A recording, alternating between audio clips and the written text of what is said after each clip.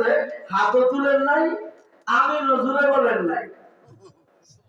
আপনার মাযহাব এটাতে আপনি এখানে এইভাবে আমল করলেন না কেন? ইমাম সাহেব জবাব দিলেন, তাযীবাল লিসাহিবি হাদাল কবর। ভাই, এই কবরে যিনি শুয়ে আছেন তার সম্মানে আমি এই কাজটা করলাম না। কি মানা মানতেন? আর এখন আমাদের ইমাম সাহেব হুজুরের কথা এরা বলে আবু হানিফা তো হাদিসই জানতো না। অথচ পৃথিবীতে সর্বপ্রথম হাদিসের কিতাব রচনা করছেন, লিখছেন ইমামে আযম আবু হানিফা। ওনার আগে হাদিসের কোনো কিতাব কেউ লেখেন নাই। কথা বুঝে আসছে? অবশ্য হাদিসের রচনার কাজ আগের থেকে শুরু হয়েছে, কিন্তু ওনার আগে কিতাব আকারে কোন হাদিসের একটা বড় গ্রন্থ প্রকাশ পায়নি। উনি যে কিতাবটা লিখেছিলেন রোয়া বলে, ওটার নামই ছিল কিতাবুল আহাদ লিল ইমামিল আযম আবি হানিফা। আর এই গাধারা বলে আবু হানিফা হাদিসই জানতো না। আবু হানিফা ইমাম ছিলেন, খালি নামাজের ইমাম, হ্যাঁ, দ্বীনের ইমাম, ইসলামের ইমাম, তাকওয়ার ইমাম, শরীয়তের ইমাম, মারিফতের ইমাম, তাসাব্বুফের ইমাম, তরিকতের ইমাম, হাকিকতের ইমাম, রাজনীতির ইমাম। কথা বুঝছেন না? আইন বিভাগের ইমাম, আইনের ইমাম ছিলেন তিনি, আইনের ইমাম। আর এখন আইনের জায়গায় আইনের কাজ করে যারা বেআইনি কাজ করে সব তারাই আইনের চেয়ারে বসে। আইনের চেয়ারে তাদেরকে বসানো হচ্ছে। স্বাধীনতার আগের খবর জানি না, স্বাধীনতার পরে, স্বাধীনতা তো দেখি নাই আমরা, স্বাধীনতার পরের থেকে আমরা যতটুকু জানি এবং শুনছি, আজ পর্যন্ত বাংলাদেশের এই আপনার পার্লামেন্টে, সচিবালয়ে একজন আইনের লোক আইনের চেয়ারে বসে। আইন কাকে বলে যদি বলা হয়, এই আইনের সংজ্ঞাই দিতে পারবে না। পৃথিবীটা চলার কথা কোরআনের আইনে। আল্লাহর সঙ্গে কি কথা দিয়েছেন? সব নবীরাও কথা দিয়ে আসছেন আল্লাহর কাছে, রূহের জগতে। কথা বুঝতেছেন? পৃথিবীর সকল মানুষ আল্লাহর কাছে এই অঙ্গীকার দিয়ে এসেছেন, মাওলা আমার সমস্ত ইবাদত, আমার সমস্ত মুআমালা, মুআশারা, সমাজ পরিচালনা, রাষ্ট্র পরিচালনা, আমার সিয়াসত, আমার কিয়াদত, আমার ইমামত, আমার তিজারত, আমার সবকিছু আপনি রুবুবিয়তের পদ্ধতিতে এবং রুবুবিয়ত কর্তৃক, রব কর্তৃক প্রদত্ত বিধানের আলোকে পরিচালিত করব। আল্লাহ বলছিলেন না সেখানে, আলাস্তু বিরাব্বিকুম, আমি কি তোমাদের রব নই? আমরা সবাই সমস্যায় কি জবাব দিয়েছিলাম? কালু বালা আনতা রাব্বুনা লা রাব্বা গায়রু ওয়া আনতা ইলাহুনা ওয়া লা ইলাহা গায়রু। আপনি আমাদের রব, আপনি ছাড়া কোনো রব নাই, আপনি আমাদের ইলাহ, আপনি ছাড়া কোনো ইলাহ নাই। ওই সময় স্বীকৃতি এটা দিয়ে আসছিলাম আমরা। নবীগণের স্বীকৃতিও গিয়ে তো ঢুকেছিল না, আরেকটু বাড়তি ছিল, আরেকটু বাড়তি ছিল। কোরআন শরীফের আয়াতে আল্লাহ ক্লিয়ার করছেন, ওয়াইদ আখাযনা মিনকা ওয়া মিন নূহিন। হাফেজে কোরআন না হইয়া ল্যাংড়া মৌলবি হইছে, ল্যাংড়া। এজন্য প্রত্যেক আলেমকে হাফেজ হওয়া উচিত। হাফেজ হইলে, এটা কোরআন শরীফের এক আয়াতেও আছে। আমাদের উস্তাদজি কুদ্দিস সিররুল আজিজ মুফতি সাইদ আহমদ পালনপুরি रहमतुल्लाहि अलैहि বলেছেন, हर आलिम को हाफिज होना चाहिए और हर हाफिज को आलिम होना चाहिए। আমার কথাটা বুঝছেন না? প্রত্যেক আলেমের হাফেজ হওয়া চাই, প্রত্যেক হাফেজেরও কি হওয়া চাই। আর আমাদের দেশে তো উল্টা, হাফেজ হয়ে গেলে আর এই ছেলে আলেম হইতে চায় না, এমন করে বড় বদল হয়ে গেছে। এবং অনেক অভিভাবকদের অনুভূতি এমনই, ছেলেকে যদি কোনোভাবে হাফেজে কোরআন বানাইতে পারে, এমন করে যে জান্নাতের টিকিট অগ্রিম পেয়ে ফেলছে। আসলে হাফেজে কোরআন, হাফেজে কোরআন কি হাদিসের পরিভাষা না কোরআনের পরিভাষা? কোরআনেও না, হাদিসেও না। হাদিসের মধ্যে আছে মান কারাআল কুরআনা, মান কারাআল কুরআনা। হাদিসের মধ্যে আছে খায়রুকুম মান তাআল্লামাল কুরআনা ওয়া আল্লামা। কুরআন শরীফের এক জায়গায় আল্লাহ বলেন বাল হুয়া বালহিয়া আয়াতুন বাইয়িনাতুন ফি সুদুরিল্লাযিনা উতুল ইলম, বরং এই ওহীর আয়াতগুলো, সুস্পষ্ট আয়াতগুলো কাদের অন্তরে সংরক্ষিত থাকবে? আলেমদের। বলেন, কোরআন শরীফের আয়াতগুলো কাদের অন্তরে সংরক্ষিত থাকবে? যাদেরকে ইলম দেওয়া হয়েছে। মুফতি সাহেব হুজুর বলতেন যে আহলে ইলমদের হাফেজ হওয়া চাই।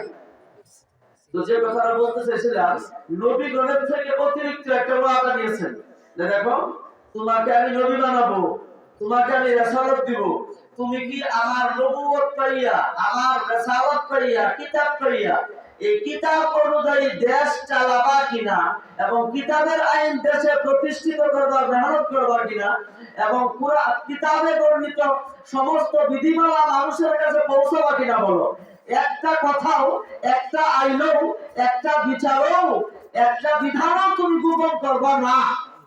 এটা কাদের থেকে তলব করলেন? নবীগণের থেকে। নবীরা কি বললেন? না, আমরা অবশ্যই আপনার অবতীর্ণ কিতাবের সকল কিছুই জাতির কাছে বলবো। এখন আপনাদের বিশ্বাস কি? বলেন, কোন নবী দুনিয়াতে নবী হইয়া আইসা উম্মতের কাছে আল্লাহর পক্ষ থেকে পাঠানো ওহীর কোন কিছু গোপন করছেন না সব প্রকাশ করছেন? ঠিক তদ্রুপ ভাবে আমাদের নবী কোন দিনের কোন বিষয় কি গোপন রেখে গেছেন না সব ক্লিয়ার করছেন? আম্মাজান আয়েশা বলেন রাদিয়াল্লাহু তাআলা আনহা, মান হাদাসাকুম আন্না নবিয়্য সাল্লাল্লাহু আলাইহি ওয়াসাল্লাম কাতাবা শাইআম মিম্মা উহিয়া ইলাইহি ফাকাদ কাযাবা ওয়াফতারা।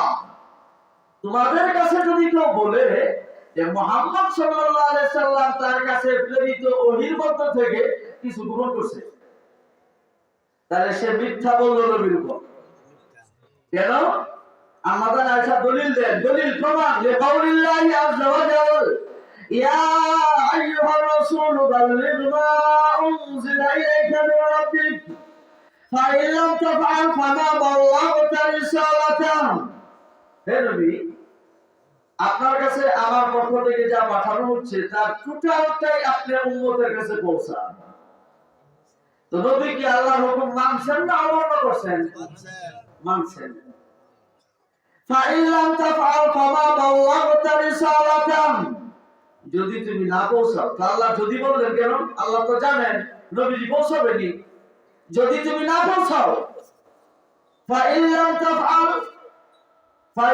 তাফআল ফামা বাল্লাগতা রিসালাতাম, তাহলে তুমি তোমার রবের রিসালাতের দায়িত্ব ঠিকমতো পৌঁছাইলা না। এখন নবী নাই, কিন্তু নবীর উপর অবতীর্ণ কালাম তো হয়ে গেছে নাকি? হয়ে গেছে না? এখন এই কালামের হামেল, ধারক এবং বাহককে আপনারা কি নামে চিনেন? আলেম। বহু বচন কি? উলামা। বলেন, উলামা। এই শব্দটা কি?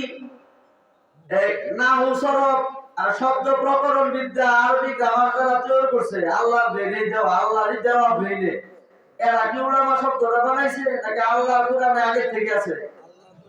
লোহে মাহফুজ ছিল না? আল্লাহু আকবার। ইন্নামা আখশাল্লাহা মিন ইবাদিহিল উলামা।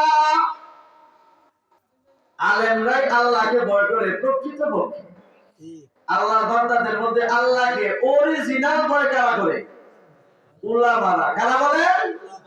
এখন এখানে উলামা বলতে উম্মতের প্রথম জেনারেশন মুরাদ। উম্মতের প্রথম জেনারেশন কারা বলেন তো? সাহাবায়ে। মাশাআল্লাহ, মাশাআল্লাহ, সুন্দর জবাব। সাহাবায়ে কেরাম আউয়ালু তাইফাতি হাদিহিল উম্মাহ।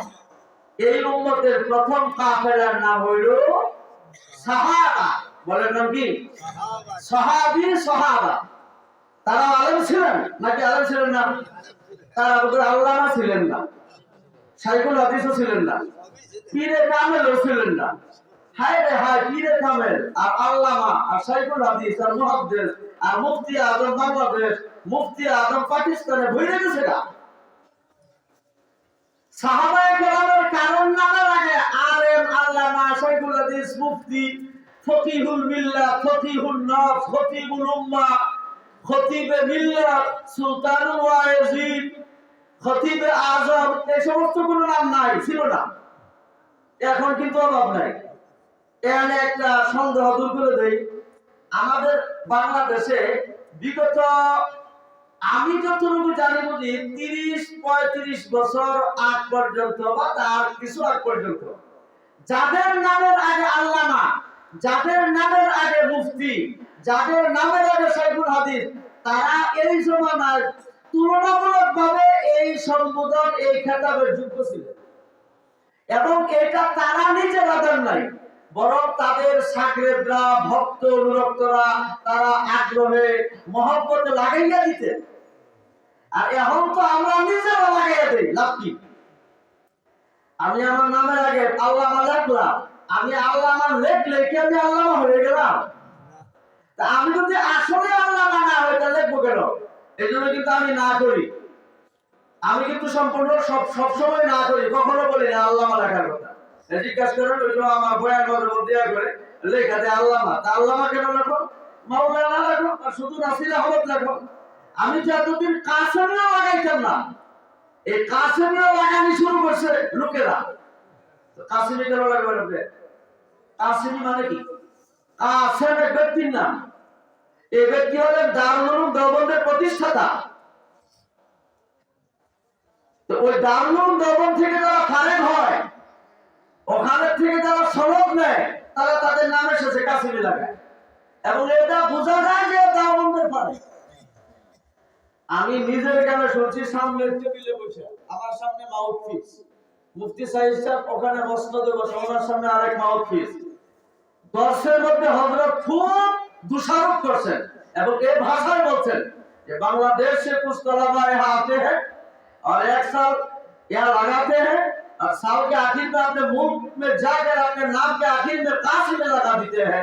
ये हक उनको कहाँ से मिली है? बांग्लादेश का नाम का खास করছে যে বাংলাদেশের কিছু ছেলেরা দারুল উলুম দেওবন্দে আসে, দাওরা পড়ে, একটা পড়ে, শেষে গিয়ে দেশের মধ্যে নামের শেষে কাসিমে লাগায়। এই কাসিমে লাগানোর অধিকার তোমাকে কে দিল? এই কাসিমে তো তারা যারা কাসেম নামে বংশের লোক। কথা বুঝেন নাই? অত ফুটানির দরকার কি? তুমি যদি এলেম ওয়ালা হও, আমল ওয়ালা হও, তোমার তো আল্লাহ এমনি ফুটাইয়া দিব। ওই আল্লামা শাইখুল হাদিস পীরে কামেল লেখকে আমাকে ফুটতে হবে কেন? পীরে কামেল আমার নামের আগে রাখলেন, আমি পীরে কামেল না, পীরে কামেল লেখলেন, এটা তো বিরাট একটা সার্টিফিকেট, এটা বিরাট শাহাদাত। পীর মানে কি? পীর শব্দের অর্থ তো বৃদ্ধ বুড়া। আর তাসাউফের পরিভাষায় পীর বলা হয় কোরআন সুন্নাতের জ্ঞান গবেষণা চর্চা করতে করতে শরীয়তের জ্ঞান তার রঙে রঙে ঢুকে গেছে, আল্লাহ ঢুকাই দিয়েছেন। কোথায় কোথায়? শরীয়তের জ্ঞান, শরীয়তের ইলম, শরীয়ত অনুযায়ী আমল, এটা তার মাথার চুল গজানোর থেকে নিয়ে পায়ের নখ পর্যন্ত প্রবিষ্ট হয়ে গেছে, পুশ করে দিয়েছে আল্লাহ, সেট করে দিয়েছে। একে বলা হয় আমিরে শরীয়ত। এই লোকটাকে বলা হয় আমিরে। যেমন আমাদের বাংলাদেশে ছিলেন হযরত হাফিজ হুজুর মুহাম্মদুল্লাহ, আমিরে শরীয়ত হযরত হাফিজ হুজুর মুহাম্মদুল্লাহ কুদ্দুসা সিররুল আজিজ। আর ভারতে ছিলেন আমিরে শরীয়ত শাহ আতাউল্লাহ বুখারী। শাহ আতাউল্লাহ বুখারী আমিরে শরীয়ত ছিলেন। পীর হতে হলে গোটা কোরআন এবং সুন্নাতের অনুযায়ী তার জীবন চালাতে হবে। এটা বড় কঠিন বিষয়। হযরত মাওলানা নুরউদ্দিন গৌহরপুরী রাহমাতুল্লাহি আলাইহি নাম শুনছেন? সিলেটের। উনি কিন্তু হাফেজে কোরআন ছিলেন। আবার আমরা আমাদের আকাবেরদের কাছে শুনেছি উনি হাফেজে হাদিসও ছিলেন। অগণিত অনেক হাদিস সনদ মতন সহ মুখস্থ ছিল। উনি ইসমে আজম জানতেন। উনি বালিয়া মাদ্রাসায় বুখারী পড়াইতেছিলেন, এই ফুলপুর বালিয়াতে। হঠাৎ ওনার কাছে কাশফের মাধ্যমে এটা পৌঁছল যে দেওবন্দের শাইখুল ইসলাম মদনী রহমাতুল্লাহ এর ইন্তেকাল হয়ে গেছে। হুসাইন আহমদ মদনী রহমাতুল্লাহ তো নুরউদ্দিন গৌহরপুরী রহমাতুল্লাহ শায়েখ, বুখারীর শায়েখ, আবার মারিফাতের তাসাউফের শায়েখ, মদনী রহমাতুল্লাহ সরাসরি খলিফা। বাংলাদেশের দ্বিতীয় মুহাদ্দিস ছিলেন, আরেফ বিল্লাহ ছিলেন, আমির শরীয়ত ছিলেন, হাফেজে কোরআন ছিলেন, হাফেজে সুন্নাত ছিলেন, হাফেজে হাদিস ছিলেন। আমি অদমের অনেক আগে মোটামুটি 95 সালে হযরতের মাথায় একটু সরিষার তেল দিয়ে দেওয়া শুরু হয়েছে জামিয়ার সাথে সবাই। ঘটনাক্রমে কাসিম ছাত্র সিলেক্ট করছে আমাকে আর সত্তর সিরাজ ভাই। পরে হুজুরের মেজাজ তো খুব কড়া, কিন্তু নুরুদ্দিন গঙ্গুহি সাহেব সাংঘাতিক কড়া। কড়ামি দেখাইতেন, আবার ওই কড়ামি প্রয়োগ করতেন না, ঠান্ডাও ছিলেন। কেউ ভয় পেয়ে গেলে আবার মুস্কি আইসা তাকে ইঙ্গিত দিতেন। এমন লোক ছিলেন। ওনারই খলিফা ছাত্র আমাদের বালিয়া শাইখে বালিয়া আল্লামা গিয়াসউদ্দিন কুদ্দুস সিররুল আজিজ। ইনারা ছিলেন সাহেবে নিসবত বুজুর্গ। ইনারা ছিলেন দুনিয়া বিমুখ আশিকে ইলাহি, আশিকে রাসূল ছিলেন না। তো নবী আলাইহিস সালাতু ওয়াস সালামের কোন কথাটা থেকে যেন আমার জন্য আসলে নামাজ ঠিক করে না। সাহাবায়ে কেরাম আলেম ছিলেন, কিন্তু বিশেষ কারণে তাদেরকে সাহাবী বলা হয়। বিশেষ কারণে একদিন নবীজি বললেন, লা ওয়াদিতু লাউ আন্নী রাআইতু ইখওয়ানি, হায় আফসোস যদি আমি আমার ভাইদেরকে দেখতে পারতাম কতই না ভালো হতো। সাহাবায়ে কেরাম বললেন, আওয়ালাসনা ইখওয়ানাকা ইয়া রাসূলুল্লাহ, ইয়া রাসূলুল্লাহ আমরা কি আপনার ভাই না? হুজুর বলেন, নাম আনতুম আসহাবী, হ্যাঁ তোমরা তোমার ভাই বটেই, উপরন্তু তোমরা তো আমার সাহাবীও, তোমরা তো আমার সাহাবীও। তাহলে উখুওয়া একটা হলো ভাই হওয়া আর একটা হলো সঙ্গী সাথী হওয়া, কোনটা বর্তমান বেশি? নবীজির ভাষায় বোঝা যাচ্ছে যে আমি যদি আমার ভাইদেরকে দেখতে পারতাম মনটা আমার খুব ভালো লাগতো। সাহাবায়ে কেরাম বলেন, আমরা কি আপনার ভাই নই? হুজুর বলেন, না আপনি আমার সাহাবী। এবার সাহাবায়ে কেরাম জিজ্ঞাসা করলেন যে কাইফা তাআরিফু ইখওয়ানাকা, আপনি আপনার ভাইদেরকে কেমনে চিনবেন এবং আপনার ভাই কারা? নবী আলাইহিস সালাম বললেন, আমার উম্মতের মধ্যে তারা আমার ভাই যারা আমার পরে আসবে, দুনিয়াতে এসে আমার উপর অবতীর্ণ কিতাব কোরআনের চর্চা করবে, কোরআন অনুযায়ী জীবন গঠন করবে। বলেন কি গঠন? জীবন কার নাম? ব্যক্তিগত জীবন বলেন, সামাজিক পারিবারিক জীবন, সামাজিক জীবন, রাষ্ট্রীয় জীবন, অর্থনৈতিক জীবন, বৈবাহিক জীবন, আন্তর্জাতিক জীবন, যত জীবন আছে আর কি, শিক্ষা জীবন, শিক্ষকতার জীবন, বুঝাচ্ছে কথাটা? এই সকল ক্ষেত্রে কোরআন এবং সুন্নাত দিয়ে যারা জীবন গঠন করবে, আমাকে না দেখেও আমার কিতাব তেলাওয়াত করবে, ইউমিনুনা বিল কিতাব, কিতাব অনুযায়ী কিতাবের প্রতি বিশ্বাস করবে এবং কিতাব অনুযায়ী আমল করবে, ওরা আমার ভাই। আপনাদের কথা বলছেন, নবীজির জামানার পর থেকে নিয়ে তাবিঈনদের থেকে নিয়ে কিয়ামত পর্যন্ত আনেওয়ালা উম্মতদেরকে নবীজি ভাই বলেছেন, নিজের ভাই, নিজের ভাই। সাহাবায়ে কেরাম বলেন, হুজুর আপনি আপনার ভাইদেরকে কেমনে চিনবেন? ওই কেমনে চিনবো বুঝো? আর আইতুম, বলো তো দেখি তোমরা আমাকে, যদি তোমাদের মধ্য থেকে কারো একটা চাঁদপালা ঘোড়া থাকে, অনেকগুলো কালো বর্ণের ঘোড়ার মাঝে, অনেকগুলো কালো বর্ণের ঘোড়া এক ময়দানে, সেখানে একটা ঘোড়া হলো কপাল, হাঁটু, পা সব সাদা শুভ্র, এটা আপনার। এত এত ঘোড়া, কালো ঘোড়ার মধ্যে থেকে আপনি চাঁদপালা ঘোড়াগুলোকে কি বেছে বের করে নিয়ে আসতে পারবেন না? সুবহানাল্লাহ বলেন। ঠিক আমার উম্মত কিয়ামতের দিন সকল নবীগণের উম্মতের মাঝ থেকে আমি তাদের ওযু এবং নামাজের সাজদার চিহ্ন দেখে দেখে আমি বেছে বেছে নিয়ে আসব। সুবহানাল্লাহ। আপনাদের একটা বিশেষ ইউনিফর্ম থাকবে কিয়ামতের দিন। হাদিস শরীফের মধ্যে আছে, ইদা সাজাদাল আবদু সাজাদা মাহু সাবআতু আরাবি, বান্দা যখন সাজদা করে তখন 7টা অঙ্গ সাজদা করে। কয়টা? এক নাম্বার ওয়াজহুহু ওয়া কাফাহু, দুই হাত, ওয়া রুকবাতাহু, দুই হাঁটু, ওয়া কাদামাহু, দুই পা, দুই হাত, দুই হাঁটু, দুই পা, 3 দুগুণে 6, আর একটা হলো চেহারা কয় অঙ্গে শ্রদ্ধা করে? 7 অঙ্গে। এই 7টা অঙ্গ নূরে ঝলমল করবে নামাজীদের, এই উম্মতের। আগের নবীর উম্মত গুলো তো নামাজ পড়ছেন, কিন্তু তাদের নামাজের জায়গাতে এরকম চিহ্ন থাকবে না। এই চিহ্নটা একমাত্র উম্মতে মুহাম্মদিয়ার। বলেন না সুবহানাল্লাহ। মুহাম্মাদুর রাসূলুল্লাহ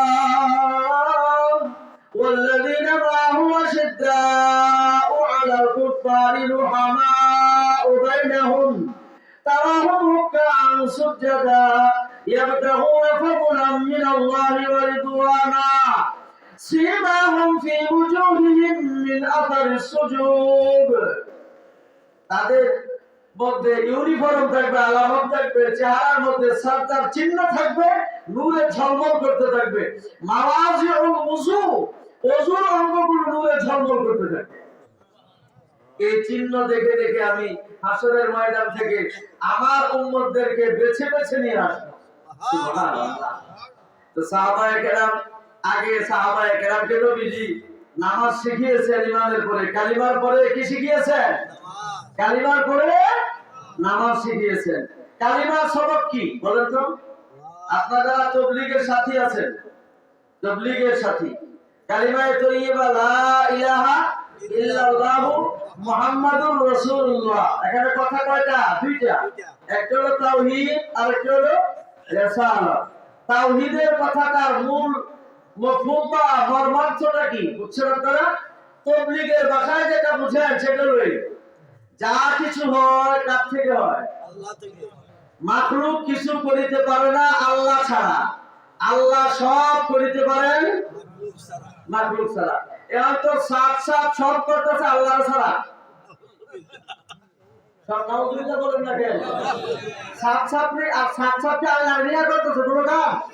হ্যাঁ, নিজে সেকেন্ড খুঁজে হয়ে গেছে গা। আল্লাহ তাআলা হেদায়েত দান করুক। হাদাহুল্লাহ। আমি এখন দোয়া করব কতগুলো, সব আমি জানেন বলবেন। হাদাহুল্লাহ ওয়া হাফিজাহুল্লাহ ওয়া হারাসাহুল্লাহ ওয়া ওয়াকাহুল্লাহ। আল্লাহ কবুল করুন, আল্লাহ তাকে হেদায়েত নসিব করুন। উলামায়ে দেওবন্দ তাকে কত ডাকলেন, আপনি ফিরে আসেন, আপনি তওবা করেন। এই তওবা করে বাচ্চাদের মতন করে আবার ফিরে যায়গা। নসিব মন্দ, কপাল খারাপ, আশ্চর্যের কিছু নাই। উনার বাবার বাবার বাবার বাবা হযরত ইলিয়াস সাহেব রাহমাতুল্লাহি আলাইহি, তাই না? উনি কি নবী ছিলেন? উনি তো একজন আলেম, দেওবন্দের আলেম, দেওবন্দের ছাত্র। বলেন কোন মাদ্রাসার ছাত্র? উনার ক্লাসমেট কারা কারা? উনার ক্লাসমেটের মধ্যে আছে বলেন হযরত শাইখুল ইসলাম হুসাইন আহমদ মদনী। মদনী আশাবাদে 18 বছর আগে। এরপরে মাওলানা আবুল কালাম আজাদ, মাওলানা কিফায়াতুল্লাহ সাহেব, তিনারা। হযরত মাওলানা ইলিয়াস সাহেব রাহমাতুল্লাহ আলাইহি যখন এই দাওয়াত ও তাবলীগের মেহনত করতেন, তখন পরামর্শ করে চলতেন মদনী সাহেবের সাথে আর থানভী সাহেবের সাথে। বলেন কার সাথে? মদনী সাহেবের সাথে আর থানভী সাহেব। ওই জামানার বড় বড় আলেম যারা তারা। তাইলে মদনী সাহেব কত বড় আলেম ছিলেন বলেন? দারুল উলুম দেওবন্দে একসাথে 3 পদে অধিষ্ঠিত ছিলেন। একসাথে কয় পদে? 3 পদে। কয় পদে? 3 পদ। ব্যক্তি একজন, পদ কয়টা? এক নম্বর উনি শাইখুল হাদিস, বলেন শাইখুল হাদিস। 2 নম্বর শিক্ষক প্রতিনিধি। শিক্ষক প্রতিনিধি। 3 নম্বর মজলিসে শুরার সভাপতি। মজলিসে শুরার সভাপতি। তাহলে ব্যক্তিটা ইলিয়াস সাহেবের উপরে, কিন্তু ইলিয়াস সাহেব উনি এক লাইনের উপরে আর উনি হার লাইনের উপরে। মদনী সাহেব রাজনীতির ময়দানে বিশিষ্ট রাজনীতিবিদ, ইসলামী সিয়াসতের জনক বলা যায়। হাদিসের সিংহাসনে একজন আপনার সফল মুহাদ্দিস, আবার তাসাউফের জগতে 1 নম্বর তাসাউফের উত্তরসূরি। বুঝার কথা না? একবার হযরত মাওলানা আরিফ রব্বানী রাহমাতুল্লাহ আলাইহি রাজবাড়ী, উনি তো খাদেম ছিলেন মাদানী সাহেবের। তো ইচ্ছা পোষণ করলেন একদিন যে থানা বলে গিয়া থানা বিশালের কাছে বায়াতটা ঘুরাই ফেলি। তো রাস্তায় একজন হযরতের সঙ্গে সাক্ষাৎ, বড় আলেম, ভালো করে বুঝছেন। তো ওনারা জিজ্ঞাসা করছে যে আরে ব্যাপারী সাহেব আপনি কোথায় যান? কয় যে একটু থানা বলে যাইতেছিলাম, যে ওখানে একটু ইয়ার কাছে এই থানবী সাহেবের কাছে একটু বায়াত হইতে চাই। কার কাছে বলেন? থানবী সাহেবের কাছে। কয় যে আপনি না মদনী সাহেবের হাতে বায়াত কয়? কয় আপনি কোন থেকে কোথায় যাচ্ছেন? কাকে রেখে কার কাছে যাচ্ছেন? যিনি বলতেছেন তিনি আবার থানবী সাহেব হেও করতেছেন না। উনি বলতেছেন যে অতিরিক্ত ভাবে কথা বলছেন, অতিরঞ্জিত পদ্ধতিতে। আব্দুল কাদের জিলানী রাহমাতুল্লাহ আলাইহির তাসাউফ মারিফাত বুজুর্গি যেখানে শেষ, শাইখুল ইসলাম মদনীর বুজুর্গি আর তাসাউফ মারিফাত সেখানে শুরু। এই কথা বলার পরে হযরত মাওলানা আলী ব্রাহ্মণী সাহেব মুদাওয়াতে চলে গেছে। কত বড় উম্মতের রাহবার ছিলেন জানেন? দারুল উলুম দেওবন্দে উনি ওনার রুমে বসা, সামনে ছাত্ররা, হজের মৌসুম, হাজী সাহেবরা আরব সাগর দিয়ে যাইতে আছে, এদিক দিয়ে আরব সাগরে জাহাজ তলায় যাইতেছে। তখন হযরত থানবী মদনী সাহেবের কাছে ইলহাম আসে আল্লাহর পক্ষ থেকে, এই তুমি দেওবন্দে বসে আছো এখনো, আরব সাগরে হাজীদের জাহাজ তলায় যাইতেছে, ফিরাও না কেন? এটা ইলহাম হইছে। ইলহাম বুঝেন তো? আল্লাহর নেক বান্দাদের অন্তরে আল্লাহর তরফ থেকে উদিত হওয়া, ডাইলা দেওয়া, এটার উপরে ইলহাম। তো মদনী সাহেব ছাত্র যারা ছিল সামনে, তাদেরকে বলে দেন, ভাইও যারা সওয়াব তো মুঝসে কুছ কালাম বাতচিত না করনা, কিছু সময় আমার সঙ্গে কোনো কথা বলবে না। ছাত্ররা কিছুক্ষণ চুপ থাকলেন। চুপ থাকার পরে হযরত বলেন, এবার চোখ খুলো। চোখ খুলে দেখেন হযরত মদনী রাহমাতুল্লাহ আলাইহি এই কাদের থেকে স্ফুলিঙ্গ বলে রক্ত নির্গত হচ্ছে। তখন মদনী সাহেব বললেন যে এই ঘটনা আল্লাহ পাক আমাকে কুদরতিভাবে আরব সাগরে নিয়ে এই অল্প সময়ের মধ্যে ওই জাহাজের নিচে আমার কাঁধ ঠেকিয়ে দিয়েছেন। জাহাজের লাখ বল্টু আমার কাঁধের ভিতরে বিদ্ধ হয়ে গেছে। এরা হলো রাষ্ট্রনায়ক হওয়ার যোগ্য লোক। রাজনীতি কোরআন ছাড়া কোত্থেকে করবেন? ইসলামের রাজনীতি নাই মানে রাজনীতি ইসলামের অবিচ্ছিন্ন অংশ।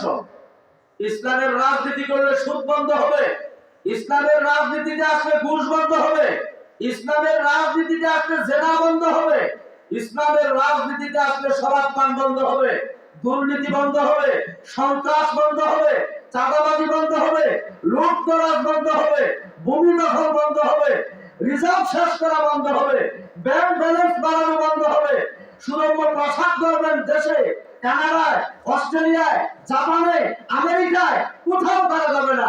ইসলামের রাজনীতিতে আসতে তাকে না খেয়েও থাকতে হবে 3 দিন। ইসলামের রাজনীতির রাজা মুহাম্মদুর রাসূলুল্লাহ, পৃথিবীর শ্রেষ্ঠতম রাজনীতিবিদ এবং সফল রাজনীতিবিদ। ইসলামের ইতিহাসে না, পৃথিবীর ইতিহাসে লিখিত সংবিধান একটা রাষ্ট্রকে সঠিকভাবে পরিচালনা করার জন্য যিনি সংবিধান প্রণয়ন করে গিয়েছিলেন তিনি হলেন মুহাম্মদুর রাসূলুল্লাহ সাল্লাল্লাহু আলাইহি ওয়াসাল্লাম। কোরআন শরীফ যারা পড়ে মৌলবীরা বলে কিছু বুঝে না, তাদের বলে শিক্ষা নাই, যোগ্যতা নাই, জ্ঞান নাই, বুদ্ধি নাই। কোরআন যারা পড়ে এরা সবই বুঝে, কারণ কোরআন জ্ঞানের ভান্ডার, জ্ঞানের সাগর, হিকমতের সাগর, কৌশলের সাগর কোরআন, বুদ্ধির সাগর কোরআন। ইয়াসিন ওয়াল কুরআনিল হাকীম। ইয়াসিন তো আমাদের নবীর একটা নাম। এ রাসূল, ইয়া মানে ডাক দেওয়ার জন্য, হে সিন, রাসূল থেকে সিন, হে রাসূল, অথবা এটা ইসমুম মিন আসমাইন নবিয়্যি, অথবা লাকাবুম মিন আলকাবিন নবিয়্যি। ইয়াসিন নিশ্চয়, কোরআনে হাকিমের কসম, প্রজ্ঞাময় কোরআনের কসম, নিশ্চয় তুমি রাসূলগণের মধ্য থেকে একজন। কোরআন হিকমতের ভান্ডার, ঠিক না?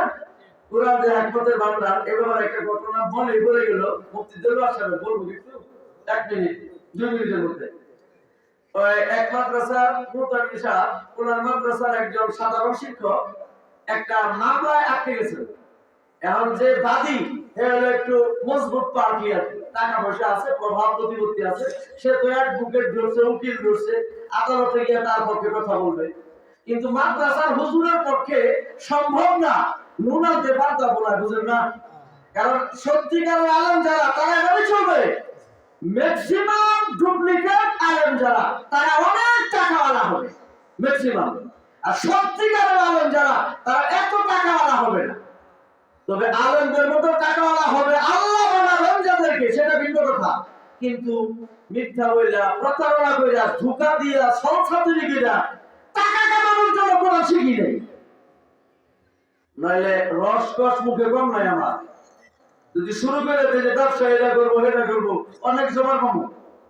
কথা বুঝছেন না? এটা আমার কৃতিত্ব, আমি বাচ্চা বলছি না আল্লাহ বাচ্চা বাঁচাইয়া? কথাটা বুঝছেন? তো মৌলভী সাহেবের পক্ষে বুকের দ্বারা সম্ভব না। ওরে মৌলভী সাহেব নিজে গেলেন, উনি খুব দক্ষ আলেম।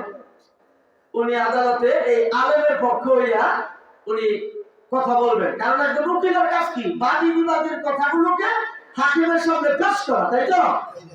এখন বাদীর পক্ষের অ্যাডভোকেট বলে কি মহামান্য আদালত, মহামান্য আদালত, ওই যে উনি যে ওকে মানে অ্যাডভোকেটের কাজ করতে আসছেন, উনি কি অ্যাডভোকেটই লেখাপড়া করছেন?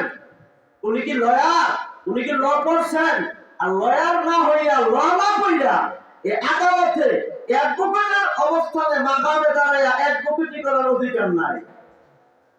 তখন হুজুর বলে, হযরত মহামান্য আদালত, একজন উকিলের কাজ যেটা আমি সেটা করে দিব। তখন ওই বাদী পক্ষের উকিল বলতেছে, কোনোভাবে যখন মানতেছে না, তখন উনি বলতেছেন যে তাহলে উনি অ্যাডভোকেটি করতে পারবেন। একটা প্রশ্ন আমি ওনাকে করব, এক কথায় জবাব দিতে হবে। কয় কথায়? তখন এই হুজুর যিনি আদালতে দাঁড়িয়ে তিনি বললেন যে আদালতে অ্যাডভোকেটির কাজ চালানোর জন্য এই শর্তটা শুধু আমার জন্য না ওনার জন্য? ওনার জন্য। যদি তাই হয় তাহলে আমিও ওনাকে একটা প্রশ্ন করব, এই প্রশ্নের জবাব এক কথায় দিতে হবে। ওই আধুনিক ল পড়ছে তো, হেমন করছে মৌলবীরা কি জানে। হ্যাঁ, তো মৌলবী সামনে বলছে যে ঠিক আছে আপনি আগে করেন, তিনি কি প্রশ্ন করবেন। গাধা মনে করছে আর কি, নির্ভুল। তখন উনি বলতেছেন যে উকিল সাহেব, আমি শুনেছিলাম আপনার বাবা নাকি মসজিদে মসজিদে জুতা চুরি করতেন, তা আপনার আব্বার সেই স্বভাবটা এখনো আছে না নাই? এখন যদি উনি বলেন যে আমার আব্বার অভ্যাস এটা নাই, তাহলে বোঝা গেল কি আগে ছিল। আর যদি বলেন যে আছে, তাহলে রানিং সুরের ফোলা আদালতে অ্যাডভোকেট গিরি করতে পারবে না। এগুলো আলেম, এর নাম আলেম। উলামায়ে দেওবন্দ রাষ্ট্রের বড় খাদেম কাসেম নানতুবি রাহমাতুল্লাহি আলাইহি রাতের আধারে দারুল উলুম দেওবন্দের কাছে রেল স্টেশনে সদ্য বেঁচে গিয়ে বসে থাকতেন। রেল দিয়ে মাদ্রাসার যে স্টুডেন্টরা আসতো বুঝা নিয়ে, ট্রান নিয়ে, বেডিং নিয়ে, ওগুলো তিনি তাদের বুঝাগুলো লেবার হইয়া পুলিশ সাজ্জা মাথায় করে নিয়ে মাদ্রাসায় পৌঁছে দিতেন। এর নাম উলামায়ে দেওবন্দ। উলামায়ে দেওবন্দ রাষ্ট্রের রক্ষক, রাষ্ট্রের ভক্ষক নয়। উলামায়ে দেওবন্দ যদি ইসলামী হুকুমত বাংলাদেশে কায়েম করেন, রাষ্ট্রের সম্পদ তারা ভক্ষণ করবেন না। কেউ আগার তলায়, কেউ গাছ তলায়, কেউ উগার তলায়, কেউ সুরম্য প্রাসাদে, কেউ পুলাও কুরমা খাবে, আর কেউ দুমুঠো অন্যের জন্য আত্মনাদ করবে। এই বৈষম্য নীতি বাংলাদেশে থাকবে না। পরিশেষে আশা করি আমি কথা শেষ করছি, আগামীর বাংলাদেশ ইসলামের, আগামীর বাংলাদেশ কোরআন সুন্নতের, আগামীর বাংলাদেশ মুসলমানের, আগামীর বাংলাদেশ উলামা, আগামীর বাংলাদেশ তলাবা, আগামীর বাংলাদেশ হাফেজে কোরআনদের হবে ইনশাআল্লাহ। এবং এদেশের মানুষ এদেশে তাদের সকল অধিকার ফিরে পাবে ইনশাআল্লাহ। আপনারা দোয়া করেন এদেশের আলেমদেরকে আল্লাহ তাআলা যেন এক হয়ে যাওয়ার তৌফিক দান করেন, এক প্ল্যাটফর্মে যেন আল্লাহ এনে দেন। আমি সকলের সুস্বাস্থ্য এবং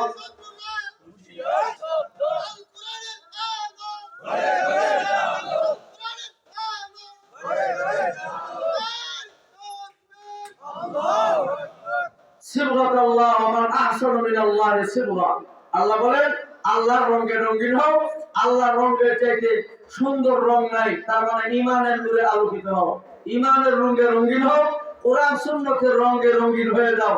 তোমার দুনিয়াও সুন্দর হবে, পরকালও সুন্দর হবে। দোয়া চাই, দোয়া করি। ওয়া আখিরু দাওয়ানা আলহামদুলিল্লাহি রাব্বিল আলামিন। আসসালামু আলাইকুম ওয়া রাহমাতুল্লাহি ওয়া বারাকাতুহু।